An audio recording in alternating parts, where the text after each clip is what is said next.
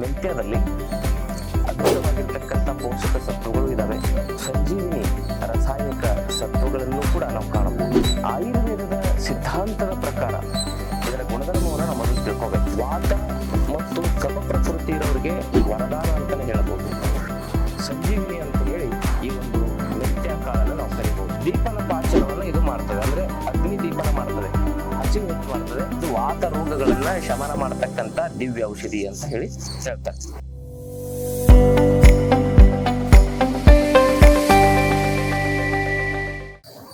ಶ್ರೀ ಗುರು ಬಸವಲಿಂಗಾಯ ನಮಃ. ಓಂ ನಮಃ ಶಿವಾಯ. ಸರ್ವರಿಗೂ ಭಕ್ತಿಯ ಶರಣು ಶರಣಾರ್ಥಿ. ಆತ್ಮೀಯರೆಲ್ಲರಿಗೂ ನಮ್ಮ ಯೂಟ್ಯೂಬ್ ಚಾನಲ್ಗೆ ಭಕ್ತಿಯ ಸ್ವಾಗತ. ನಾನು ನಿಮ್ಮ ಯೋಗ ಗುರು ವೈದ್ಯ ಶ್ರೀ ಚನ್ನಬಸವಣ್ಣ, ಶ್ರೀಗಂಗಾ ಯೋಗ ನಿಸರ್ಗ ಚಿಕಿತ್ಸಾ ಹಾಗೂ ಆಯುರ್ವೇದ ಸಂಶೋಧನಾ ಕೇಂದ್ರ, ಆರೋಗ್ಯ ಮಹಾಮನೆ, ಬೆಂಗಳೂರು, ಹುಬ್ಬಳ್ಳಿ, ಧಾರವಾಡ ಹತ್ತಿರ, ಮುರುಕಟ್ಟಿ.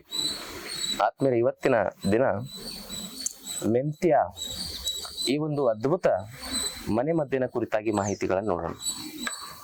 ಮೆಂತ್ಯದಲ್ಲಿ ಅದ್ಭುತವಾಗಿರ್ತಕ್ಕಂಥ ಪೋಷಕ ಸತ್ವಗಳು ಇದಾವೆ ಹಾಗೂ ಇದರಲ್ಲಿ ದೇಹದ ಶೋಧನೆ ಮಾಡತಕ್ಕಂಥ ಒಂದು ಸಂಜೀವಿನಿ ರಾಸಾಯನಿಕ ಸತ್ವಗಳನ್ನು ಕೂಡ ನಾವು ಕಾಣಬಹುದು.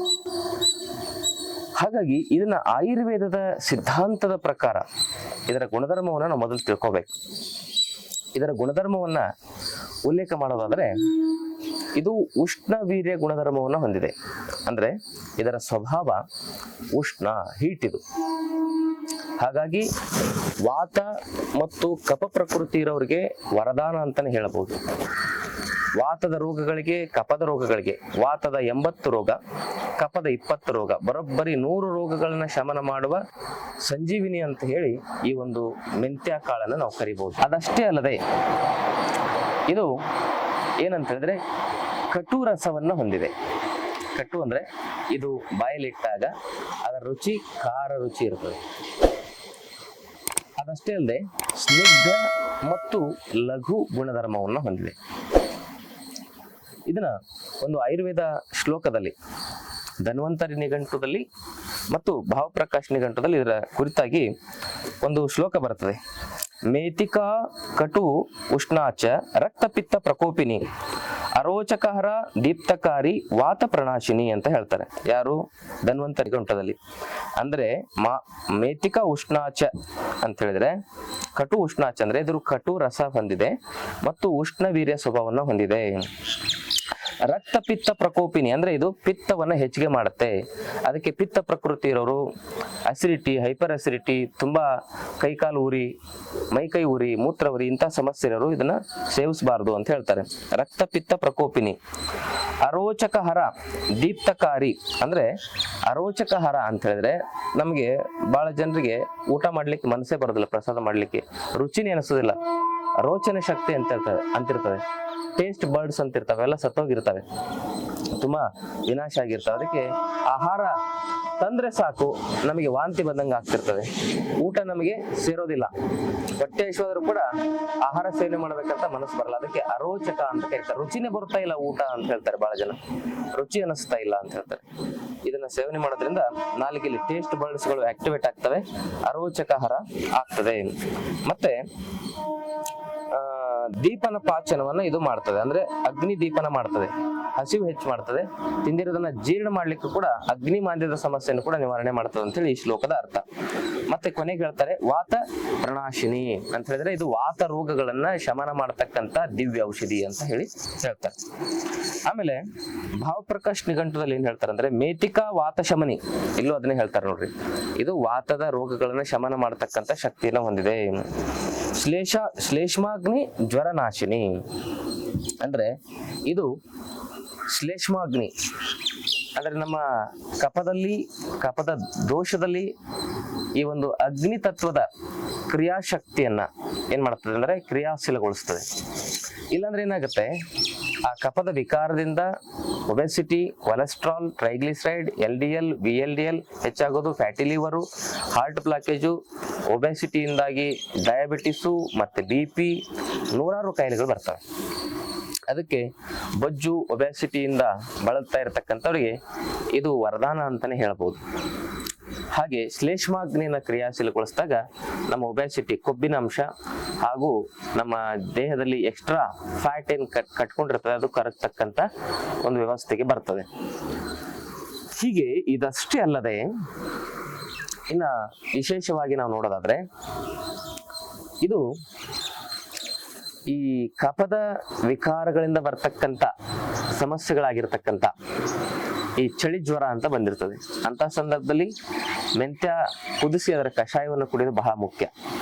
ಆ ಚಳಿ ಜ್ವರವನ್ನು ಹೋಗಲಾಡಿಸ್ಲಿಕ್ಕೆ ಮೆಂತ್ಯ ಕಷಾಯ, ಬೇವಿನ ಸೊಪ್ಪಿನ ಕಷಾಯ, ಅಮೃತ ಬಳ್ಳಿ ಕಷಾಯ, 1-2 ಚಮಚ ಮೆಂತ್ಯ, 1 ಮುಷ್ಟಿ ಬೇವಿನ ಸೊಪ್ಪು, 1 ಮುಷ್ಟಿ ಅಮೃತ ಬಳ್ಳಿ ಎಲೆ ಅಥವಾ ಒಂದು 10 ಗ್ರಾಮ್ 15 ಗ್ರಾಮ್ನಷ್ಟು ಅಮೃತ ಬಳ್ಳಿ ಕಾಂಡವನ್ನ ಜಜ್ಜಿ ಹಾಕಿ 1-2 ಲೋಟ ನೀರಿನಲ್ಲಿ ಕುದಿಸಿ 1 ಲೋಟಕ್ಕೆ ನಿಲ್ಲಿಸಿ ಅದನ್ನು ಶೋಧಿಸಿ ಬೆಳಗ್ಗೆ ಒಂದ್ಸರಿ ಮತ್ತೆ ಅದೇ ರೀತಿ ಸಾಯಂಕಾಲ ಒಂದ್ಸರಿ ಮಾಡ್ಕೊಂಡು ಕುಡಿದ್ರೆ ಚಳಿ ಜ್ವರದ ಸಮಸ್ಯೆ ಕಮ್ಮಿ ಆಗ್ತದೆ.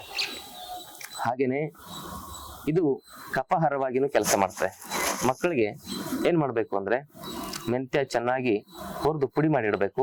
ಆ ಪುಡಿಯನ್ನ 1 ಅರ್ಧ ಚಮಚದಷ್ಟು ಅದರ ಪುಡಿ, ಅದರಲ್ಲಿ 1-2 ಚಿಟಿಕೆ ಕಾಳು ಮೆಣಸಿನ ಪುಡಿ ಹಾಕಿ 1 ಅರ್ಧ ಚಮಚ ಜೇನಿನೊಂದಿಗೆ ಅದನ್ನ ಮಿಶ್ರಣ ಮಾಡಿ ಅದನ್ನ ಸೇವಿಸಲಿಕ್ಕೆ ಕೊಟ್ಟರೆ ಮಕ್ಕಳಿಗೆ ಎದೆಯಲ್ಲಿ ಕಟ್ಟತಕ್ಕಂಥ ಕಫದ ಸಮಸ್ಯೆ, ಪದೇ ಪದೇ ಕೆಮ್ಮು, ನೆಗಡಿ, ಅಲರ್ಜಿಯ ಸಮಸ್ಯೆಗಳನ್ನ ದೂರ ಮಾಡಬಹುದು. ಹಾಗೂ ಅದರಲ್ಲಿ ಜೇನುತುಪ್ಪ ಇಲ್ಲಂದ್ರೆ ಹಸಿ ಶುಂಠಿ ರಸನೂ ಸೇರಿಸಿ ಕೊಡ್ಬೋದು ಬೇಕಾರೆ. ಹೀಗೆ ನಾವು ಕೊಡಬಹುದು. ಕಫ ಹರವಾಗಿ ಇದು ಕೆಲಸ ಮಾಡ್ತದೆ. ಅದೇ ರೀತಿಯಾಗಿ ಇದರ ಕಷಾಯ ಹೇಗೆ ಮಾಡೋದು ನಿಮ್ಗೆ ಕೊನೆಗೆ ಹೇಳ್ತೇನೆ. ಇದರ ಕಷಾಯವನ್ನ ಕುಡಿಯೋದ್ರಿಂದ ಕಫ ದೋಷದಿಂದ ಆಗ್ತಕ್ಕಂಥ ಒಬೆಸಿಟಿಯ ಸಮಸ್ಯೆ, ಓವರ್ ವೇಟಿನ ಸಮಸ್ಯೆಯನ್ನ ಇದು ನಿವಾರಣೆ ಮಾಡುತ್ತದೆ. ಇದರಲ್ಲಿ ಅದ್ಭುತವಾಗಿರ್ತಕ್ಕಂಥ ಫೈಬರ್ ಅಂಶ ಇದೆ, ಕ್ಯಾಲ್ಸಿಯಂ ಅಂಶ ಇದೆ, ಹಾಗೂ ವಿಟಮಿನ್ಸ್ಗಳು, ಮಿನರಲ್ಸ್ಗಳು ಅದ್ಭುತವಾಗಿ ಇದರಲ್ಲಿ ಇದಾವೆ. ಹಾಗಾಗಿ ದೇಹಕ್ಕೆ ಶಕ್ತಿನೂ ತುಂಬೋದ್ರ ಜೊತೆಗೆ ದೇಹದಲ್ಲಿ ಸಂಗ್ರಹಣೆ ಆಗಿರುವ ಹೆಚ್ಚು ಕೊಬ್ಬಿನ ಅಂಶವನ್ನು ಕರಗಿಸಿ ವೇಟ್ ಲಾಸ್ ಮಾಡತಕ್ಕಂತ ಶಕ್ತಿಯನ್ನು ಇದು ಹೊಂದಿದೆ. ಅದಕ್ಕಾಗಿ ಯಾರಿಗೆ ತೂಕ ಹೆಚ್ಚಿಗೆ ಇದೆ ಅಂತವರು ಈ ಒಂದು ಮೆಂತ್ಯ ಕಾಳನ್ನ ಕಷಾಯದ ರೂಪದಲ್ಲಿ ಸೇವನೆ ಮಾಡಬಹುದು, ಅಥವಾ ಮೆಂತ್ಯ ಪುಡಿಯನ್ನು ಕೂಡ ಬೆಳಿಗ್ಗೆ ಸಂಜೆ 1 ಚಮಚ ಹಸಿ ಶುಂಠಿ ರಸದೊಂದಿಗೆ ಸೇವನೆ ಮಾಡೋದ್ರಿಂದ ವೇಟ್ ತುಂಬಾ ಬೇಗ ಕಮ್ಮಿ ಆಗುತ್ತೆ. ಇದಷ್ಟೇ ಅಲ್ಲದೆ ಮತ್ತೊಂದಿಷ್ಟು ಇದರ ಲಾಭಗಳನ್ನ ನಾವು ನೋಡೋದಾದ್ರೆ ಜಾಯಿಂಟ್ಸ್ ಪೇನ್, ಇದು ವಾತ ರೋಗಗಳಲ್ಲಿ ಸರ್ವಶ್ರೇಷ್ಠ ಔಷಧಿ ಅಂತ ನಾವು ಹೇಳ್ಬೋದು. ಅಂದ್ರೆ ರೋಮಟೈಡ್ ಅರ್ಥರೈಟಿಸ್, ಆಸ್ಟಿಯೋ ಅರ್ಥರೈಟಿಸ್, ಗೌಟಿ ಅರ್ಥರೈಟಿಸ್ ಇಂತಹ ಸಮಸ್ಯೆಗಳು ಬರ್ತವೆ. ಇಂತಹ ಸಮಸ್ಯೆಗಳಿಂದ ಬಳಲ್ತಾ ಇರೋರು ಮೆಂತ್ಯ ಕಾಳಿನ ಕಷಾಯ ಕುಡಿಯೋದು ಹಾಗೂ ಮೆಂತ್ಯ ಕಾಳಿನಿಂದ ಲಾಡು ಮಾಡ್ಕೊಂಡು ತಿನ್ನಬಹುದು. ಹೇಗೆ ಲಾಡು ಮಾಡೋದು? ಮೆಂತ್ಯ ಹಿಟ್ಟನ್ನ ಚೆನ್ನಾಗಿ ಏನ್ ಮಾಡ್ಬೇಕಂದ್ರೆ ತುಪ್ಪದಲ್ಲಿ ಹುರಿದು ಅದರಲ್ಲಿ ಸ್ವಲ್ಪ ಬೆಲ್ಲದ ಪಾಕವನ್ನ ಹಾಕಿ ಉಂಡೆ ತರ ಮಾಡಿಡೋದು. ಅಡಿಕೆ ಬೆಟ್ಟಿ ಗಾತ್ರದಷ್ಟು, ಅಡಿಕೆ ಬೆಟ್ಟ ಬರ್ತದಲ್ಲ ಅದರ ಅಡಿಕೆ ಬೆಟ್ಟಿಯ ಗಾತ್ರದಷ್ಟು ಉಂಡೆ ಮಾಡಿಟ್ಟಾಗ ಅದನ್ನ ಬೆಳಗ್ಗೆ 1 ಉಂಡೆ, ರಾತ್ರಿ 1 ಉಂಡೆ ಸೇವನೆ ಮಾಡೋದ್ರಿಂದ ಅದರಲ್ಲಿ ಬೇಕಾದ್ರೆ ಸ್ವಲ್ಪ ಪ್ರಮಾಣದಲ್ಲಿ ಕಾಳು ಮೆಣಸಿನ ಪುಡಿ ಹಾಕೋಬಹುದು, ಶುಂಠಿ ಪುಡಿ ಹಾಕೋಬಹುದು. 100 ಗ್ರಾಮ್ ಮೆಂತ್ಯ ಪುಡಿ ಇದ್ರೆ ಅದರಲ್ಲಿ 10 ಗ್ರಾಮ್ ಕಾಳು ಮೆಣಸಿನ ಪುಡಿ, 10 ಗ್ರಾಮ್ ಒಣ ಶುಂಠಿ ಪುಡಿಯನ್ನು ಹಾಕಿನೂ ಕೂಡ ಮಿಶ್ರಣ ಮಾಡಿ ಆ ಲಾಡು ಮಾಡ್ಕೋಬಹುದು. ಅದ್ಭುತವಾದ ಜಾಯಿಂಟ್ಸ್ ಪೇನ್ ಅನ್ನು ನಿವಾರಣೆ ಮಾಡತಕ್ಕಂತ ಔಷಧಿಯಾಗಿ ಇದು ಕೆಲಸ ಮಾಡ್ತದೆ. ಎಲ್ಲಾದ್ರೂ ಶರೀರದಲ್ಲಿ ತುಂಬಾ ಪಿತ್ತ ವಿಕಾರನ ಬ್ಲೀಡಿಂಗ್ ಆಗ್ತಾ ಇದ್ರೆ, ಆಮೇಲೆ ರಕ್ತಸ್ರಾವ ಆಗ್ತಾ ಇದ್ರೆ ಅಂತವ್ರು ಇದನ್ನ ಬಳಸಬಾರ್ದು ಅಂತ ಹೇಳಿ ಮತ್ತೊಮ್ಮೆ ಸೂಚನೆಯನ್ನು ಕೊಡ್ತಾ, ಈ ಮಾಹಿತಿ ಇಷ್ಟವಾದಲ್ಲಿ ನಮ್ಮ ಚಾನೆಲ್ ಸಬ್ಸ್ಕ್ರೈಬ್ ಮಾಡ್ಕೊಳ್ಳಿ ಹಾಗೂ ಈ ವಿಡಿಯೋನ ಎಲ್ಲರಿಗೂ ಶೇರ್ ಮಾಡಿ. ನಮ್ಮ ಆಶ್ರಮದಲ್ಲಿ 5 ದಿನದ ಆರೋಗ್ಯ ಶಿಬಿರ ಪ್ರತಿ ತಿಂಗಳು ನಡೀತಾ ಇದೆ. ಆರೋಗ್ಯ ನೆಮ್ಮದಿಯಿಂದ ಬದುಕಬೇಕಂತ ಯಾರಿಗೆ ಆಸೆ ಇದೆ ಆ ಶಿಬಿರಕ್ಕೆ ಒಂದ್ಸರಿ ಬಂದು ನೋಡಿ, ನಿಮ್ಮ ಜೀವನವೇ ಬದಲಾಗುತ್ತೆ. ನೀವು ತೆಗೆದುಕೊಳ್ತಕ್ಕಂಥ ರಾಸಾಯನಿಕ ಔಷಧಿಗಳು, ಏನೇನೋ ಕಾಯಿಲೆಗಳು, BP, ಶುಗರ್, ಥೈರಾಯ್ಡ್, ಕೊಲೆಸ್ಟ್ರಾಲ್, ಏನೇನೋ ಕಾಯಿಲೆಗಳಿಗೆ ಜೀವನ ಪರ್ಯಂತ ಔಷಧಿ ತೆಗೆದುಕೊಳ್ಬೇಕು ಅಂತ ಹೇಳಿ ನೀವು ತಪ್ಪು ತಿಳುವಳಿಕೆಯನ್ನ ನಂಬಿರ್ತೀರಿ. ಅದು ಸುಳ್ಳು. ಎಲ್ಲಾ ರೋಗಗಳಿಗೂ ಪರಿಹಾರ ಯೋಗ ಮತ್ತು ಆಯುರ್ವೇದ. ಅದಕ್ಕೆ ಎಲ್ಲಾ ರೋಗಗಳನ್ನು ಗುಣಪಡಿಸುವ ಶಕ್ತಿ ಯೋಗಕ್ಕೆ, ಆಯುರ್ವೇದಕ್ಕಿದೆ. ಕಂಡುಕೊಳ್ಳುವ ಪ್ರಾಮಾಣಿಕ ಪ್ರಯತ್ನವನ್ನ ನಾವು ಮಾಡೋದ್ರಿಂದ 100 ವರ್ಷ ಆರೋಗ್ಯ ನೆಮ್ಮದಿಯಿಂದ ಬದುಕಬಹುದು. ಅದು ನಿಮ್ಮ ಆಧ್ಯಾತ್ಮಿಕ ತವರು ಮನೆ ಅಂತ ತಿಳ್ಕೊಂಡು ಬನ್ನಿ. ನಮ್ಮ ಆಶ್ರಮದಲ್ಲಿ ಅಂತ ಒಂದು ಒಳ್ಳೆ ಸಮಾಧಾನ ಸಿಗ್ತದೆ ನಿಮಗೆ. ರಕ್ತ ಸಂಬಂಧಕ್ಕಿಂತ ಭಕ್ತಿ ಸಂಬಂಧ ಬಹಳ ದೊಡ್ಡದು. ಇಲ್ಲಿ ಗುರುವಿನ ಭಕ್ತಿ ಸಂಬಂಧ ಇದೆ. ಗುರು ಬಸವಣ್ಣನವರ ತವರು ಮನೆ ಇದು. ಗುರು ಬಸವಣ್ಣನವರಾದ್ರೆ ಜಗತ್ತಿಗೆ ಸಮಾನತೆ, ಸತ್ಯ, ಶಾಂತಿ, ನೆಮ್ಮದಿಯನ್ನ ಕಲಿಸಿರ್ತಕ್ಕಂಥ ಒಬ್ಬ ಮಹಾಪುರುಷರು. ಮಹಾಪುರುಷರು ಹಾಗೂ ಕಾಯಕವೇ ಕೈಲಾಸ ಅಂತ ಹೇಳಿರ್ತಕ್ಕಂಥ ಮಹಾಪುರುಷರು ಜಾತಿ ವರ್ಗ ವರ್ಣ ಲಿಂಗ ಆಶ್ರಮ ಭೇದವನ್ನು ತೊಡೆದುಹಾಕಿ ಈ ಭೂಮಿಯನ್ನೇ ಕೈಲಾಸವನ್ನಾಗಿ ಮಾಡತಕ್ಕಂಥ ಮಹಾ ಸಂಕಲ್ಪವನ್ನು ಹೊಂದಿರತಕ್ಕಂಥ ಮಹಾಗುರುಗಳ ತವರು ಮನೆ ಅಂತೇಳಿ ನೀವು ನಮ್ಮ ಆಶ್ರಮಕ್ಕೆ ಬನ್ನಿ. ಈ ಒಂದು ಭಾರತವನ್ನ ಸ್ವಸ್ಥ ಸ್ವಾವಲಂಬಿ ಸದೃಢ ಸಮಾಜವನ್ನ ನಿರ್ಮಾಣ ಮಾಡತಕ್ಕಂಥ ಸಂಕಲ್ಪ ತೋಡೋಣ. ಮುಂದಿನ ಪೀಳಿಗೆಗೆ ಯೋಗ ಆಯುರ್ವೇದ ಸಂಸ್ಕಾರವನ್ನು ಕೊಡೋಣ. ನಿಮ್ಮೆಲ್ಲರಿಗೂ ಭಕ್ತಿಯ ಶರಣು ಶರಣಾರ್ಥಿ. ಲೇಟೆಸ್ಟ್ ಹಾಗೂ ಇಂಟ್ರೆಸ್ಟಿಂಗ್ ಸುದ್ದಿಗಳಿಗಾಗಿ ಬಾಸ್ ಟಿವಿ ಕನ್ನಡ ಚಾನೆಲ್ನ ಸಬ್ಸ್ಕ್ರೈಬ್ ಮಾಡಿ. ಹಾಗೆಯೇ ಬೆಲ್ ಐಕಾನ್ ಪ್ರೆಸ್ ಮಾಡಿ. ಇದರ ಜೊತೆಗೆ ಫೇಸ್ಬುಕ್, ಇನ್ಸ್ಟಾಗ್ರಾಮ್, ಎಕ್ಸ್ ನಲ್ಲೂ ಮಿಸ್ ಮಾಡದೆ ಫಾಲೋ ಮಾಡಿ.